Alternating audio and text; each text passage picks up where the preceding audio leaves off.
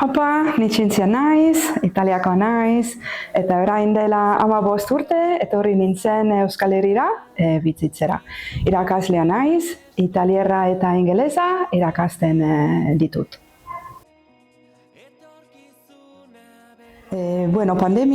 Pandemian euskaraz ikasten hasi nintzen, alabari etxeko lanekin lagundu nahi niolako. Nik Euskaraldian parte hartuko dut, nire ustez garrantzitsua delako euskara bizirik mantentzeko.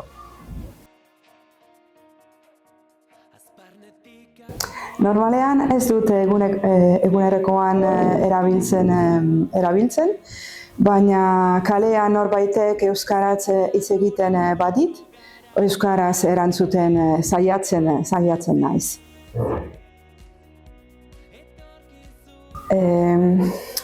Oso garrantzitsua da euskaraz irakurtzea eta entzutea, eta gero denborarekin, pertsonaekin praktikatzea.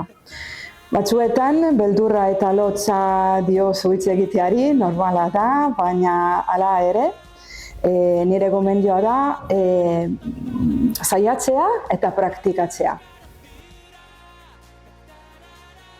Ni Belarri Prest.